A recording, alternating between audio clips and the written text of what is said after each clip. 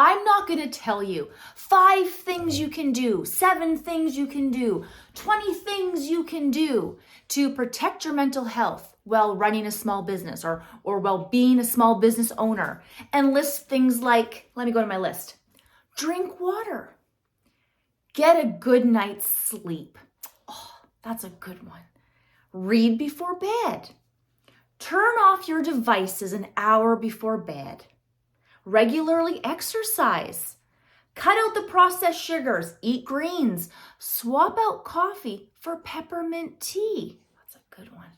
Stop work, no matter what. You stop work and you go and exercise.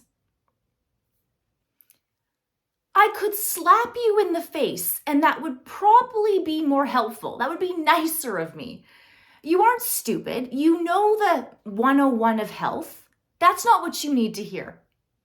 Hey, Chris Mack here. I am a mentor for small business owners.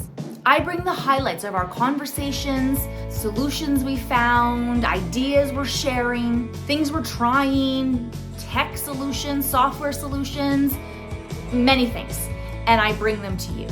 I specialize in brick and mortar businesses, but I also encourage those businesses to utilize online resources to increase revenues, to help them communicate more effectively and efficiently with their customers, even their staff. We use so many tools to complement the brick and mortar businesses. So if you're an online business, join us. You're welcome here. Now, our time is precious, so let's not waste it and dive in. I'm going to tell you 3 real things. I mean, really, really real things that you can implement in your business today, start today, that are truly going to help you with your mental health, protect your mental health, protect you. You are the heart of your business. So through many of my teachings, through many of my mentorship sessions, I preach. There's so many P's in my programs. It's pretty funny. But I preach protecting your business. And if you're the heart of your business, protecting yourself is at the core of that. You have to protect yourself. You have to protect your business. So one fundamental way you can do that is how you honor your time blocks and the process that you put in place for people who want your time. Either they're booking a time block with you, or maybe you're in a business where you have an appointment book, so then they're booking an appointment with you. It doesn't matter who it is. If it's someone who is marketing, wants to spend time with you, if it's a staff member, if it's a family member, if it's during your business hours, or actually there's some cases even outside of business hours. But if they're booking time with you, this is how you're doing it. No one is booking time with you without providing an overview of what that time is for. So this is what I mean. For me, it's a really sensitive topic because I believe it borders on abuse. When people want to control you, when people want to put fear in you, when people want to intentionally cause stress in your life, what they do is this: I need to talk to you, call me back.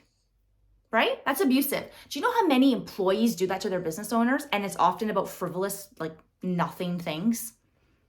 But it makes them feel empowered, and they're in a position, maybe they need to feel empowered, or they're looking for something that they're not getting out of their role, or something they're not putting into their role. So this is what they do. What you're going to do as a business owner is not only are you going to implement a process, a way of doing things where you do not deviate, you are going to lead by example. You do not call your employee and say, when you get in today, I need to talk to you. I'll see you in my office. That's abusive. Now that person is potentially on a bus ride waiting 45 minutes with a pit in their stomach. That's not a good feeling to have. No one deserves that. Instead, what you're going to do is you're going to practice. Even if it's a very uncomfortable meeting that's coming up, you are going to practice. Hey Megan, it's Chris. I would like to talk to you today regarding the vacation that you put in. We're seeing a little bit of a conflict. I'm sure it's okay. We'll figure it out, but I'd really like to talk with you. If we can make some time today, that'd be great. Doesn't take much longer.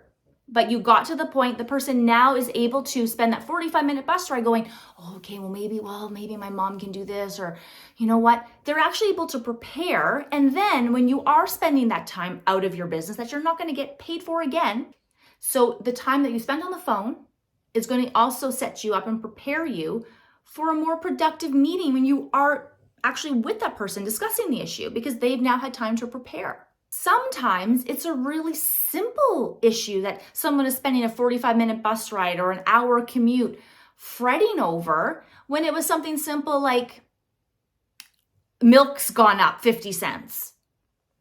Okay, I thought you were telling me that you met the love of your life and you're moving to Italy and I have a week's notice. It's milk? I was coming up with all of these worst case scenarios for an hour while I was coming to work. Why would you do that to me? See what I mean by it's abusive? So you know what? Take that out of your business. Do not do it as the business owner, and make sure it is part of your process. If someone wants time with you, they tell you why. Second thing you can do to protect yourself, to protect your business, you are going to record everything. Now, people hate this. People hate this who want to hurt you in your business. People hate this who don't want to be called and be accountable.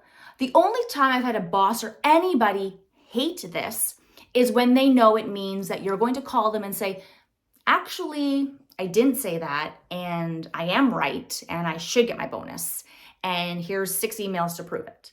Oh, yeah, okay. And now I have to deal with it. People who are lazy, people who don't want to deal with it, people who don't want to pay for it are going to discourage you from recording everything. But I'm going to tell you, this is part of protecting your business, and by default, protecting yourself and your own mental health. So this is how you're going to do it.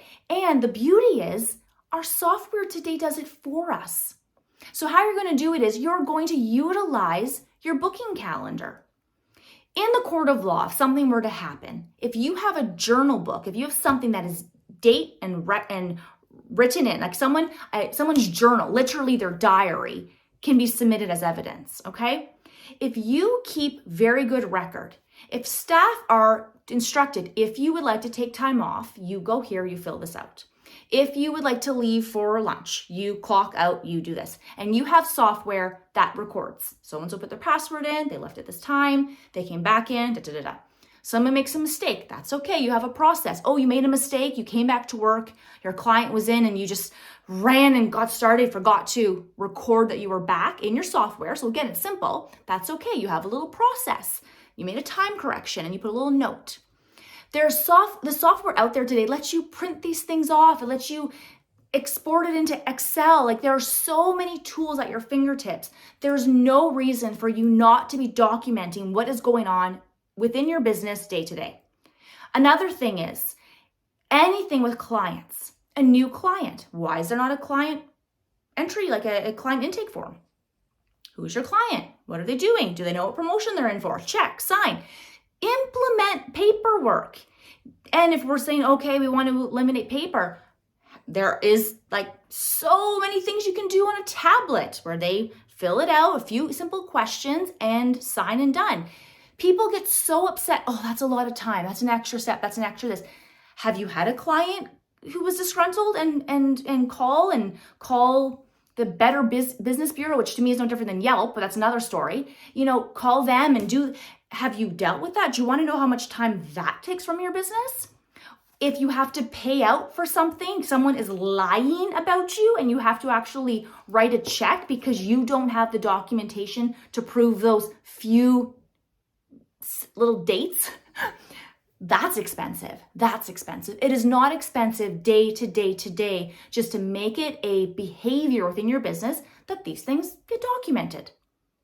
It is going to protect you and you're going to sleep so much better at night because you know if anyone was going to complain about something, I didn't understand the promotion, I didn't come in that day, I didn't know it was this level of expert, I didn't know it was this service, I didn't know it was this, whatever this product table, I didn't know it was, there was a fee associated, I didn't know I couldn't take an extra vacation day, I didn't know I couldn't have 6 weeks vacation, I didn't realize I only had 2, like all of these things, I'm gonna say to you things like calendar, handbook, time clock, and they're so simple and easy to get, and so many of these resources are also free. They're available for download. Many small businesses, people who mentor and coach small business similar to me, have templates to share with you. So make it a priority to get your business organized and implement processes to protect your business, aka protect yourself.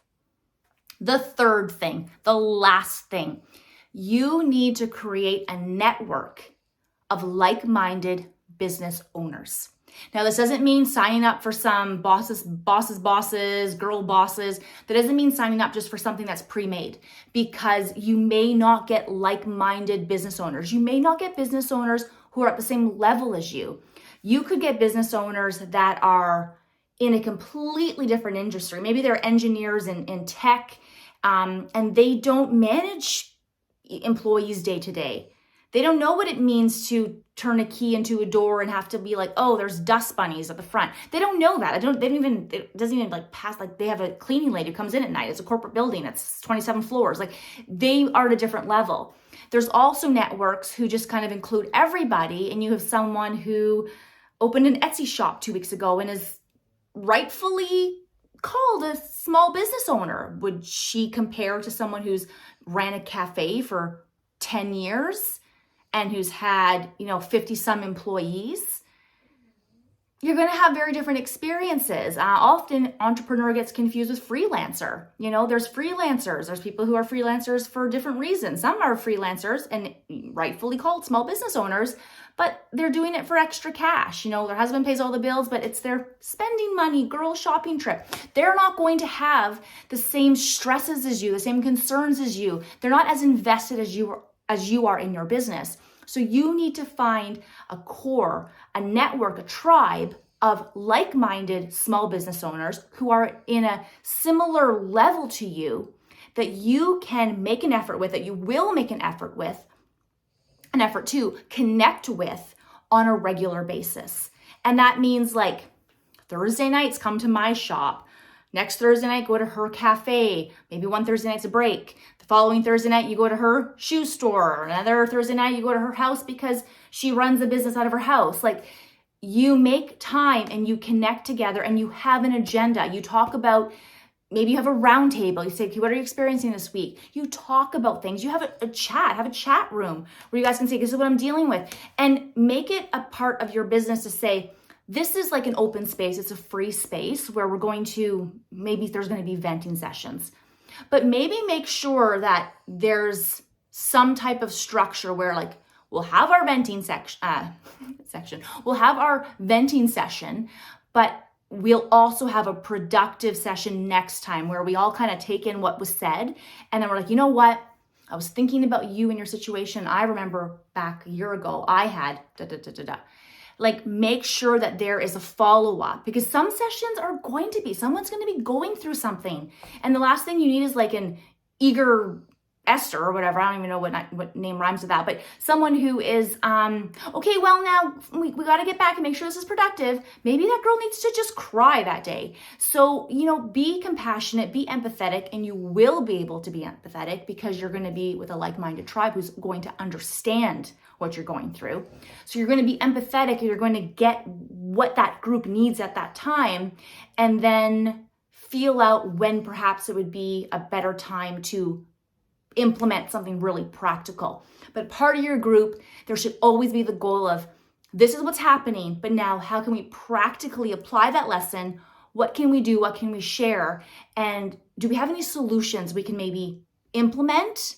And then make a follow-up meeting. So your next Thursday or whatever weekend, whatever you're doing, to say, how did that go?